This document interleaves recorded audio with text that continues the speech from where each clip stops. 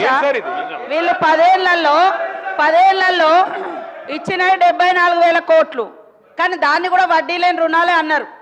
కానీ వీళ్ళే మహానుభావులు 5 లక్షలకు పరిమితం చేసి పెట్టారు. భవిష్యత్తులో మేము దాన్ని ఎక్స్టెన్షన్ చేస్తాం. ఇప్పుడు ప్రతి గ్రూపు 5 లక్షలు తీసుకుంటారు, కడుతున్నారు, 20 లక్షల దాకా కూడా తీసుకున్నారు. కాబట్టి అవన్నీ కలిపితే 54,000 కోట్ల రూపాయలు ఇప్పటి వరకు ఇచ్చినాం.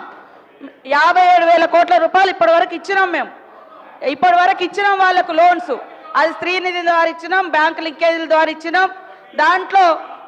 దాంట్లో మేము ఇప్పటి వరకు వాళ్ళ వడ్డీ కట్టింది 1121 కోట్ల రూపాయలు కట్టినాం. వాళ్ళు ఈ మధ్య కాలంలో ఇంకా తీసుకున్నారు. మీరే పెట్టారు బ్యారికేడ్స్, అవి కట్టలేదు. పైనుంచి 5 లక్షలు అని పెట్టారు. వీళ్ళే హరీష్ రావు గారే పెట్టారు. నిన్న మొత్తం తెలుసుకున్న డాటా అయినా పెట్టిండు. ఆడవాళ్ళకి ఎందుకు అలా ఇంతగానో లోన్స్ అని కండిషన్ పెట్టిండు.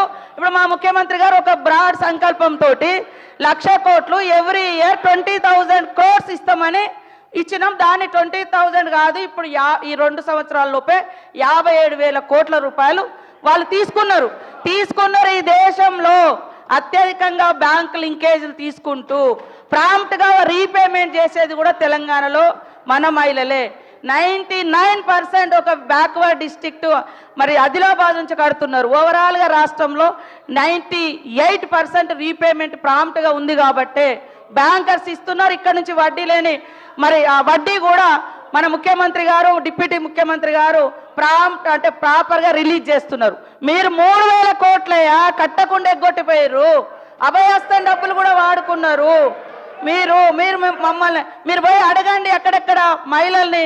మీ హయాంలో బాగా నడిచినాయా మహిళా సంఘాలు? మా హయాంలో బాగా నడుస్తున్నాయా అడగండి. మీరు 10 ఏళ్లలో 74,000 కోట్ల రూపాయలు వడ్డీ లేని రుణాలను ఇచ్చిర్రు. మరి 74,000 కోట్లకి ఇచ్చిర్రా?